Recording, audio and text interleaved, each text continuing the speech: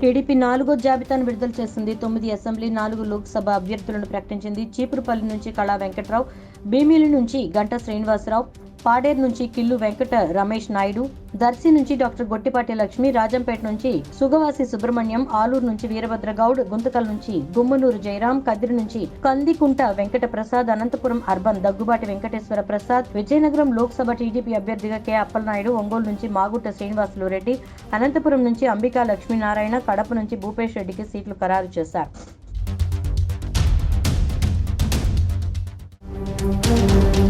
TDP 4వ జాబితాను విడుదల చేసింది. 9 అసెంబ్లీ, 4 లోక్సభ అభ్యర్థులను ప్రకటించింది. చీపురుపల్లి నుంచి కళా వెంకట్రావు, భీమిలి నుంచి గంటా శ్రీనివాసరావు, పాడేరు నుంచి కిల్లు వెంకట రమేష్ నాయుడు, దర్శి నుంచి డాక్టర్ గొట్టిపాటి లక్ష్మి, రాజంపేట నుంచి సుగవాసి సుబ్రహ్మణ్యం, ఆలూరు నుంచి వీరభద్రగౌడ్, గుంతకల్ నుంచి గుమ్మనూరు జయరాం, కదిరి నుంచి కందికుంట వెంకట ప్రసాద్, అనంతపురం అర్బన్ దగ్గుబాటి వెంకటేశ్వర ప్రసాద్, విజయనగరం లోక్సభ టీడీపీ అభ్యర్థిగా కె అప్పలనాయుడు, ఒంగోలు నుంచి మాగుట్ట శ్రీనివాసులు రెడ్డి, అనంతపురం నుంచి అంబికా లక్ష్మీనారాయణ, కడప నుంచి భూపేష్ రెడ్డికి సీట్లు ఖరారు చేశారు.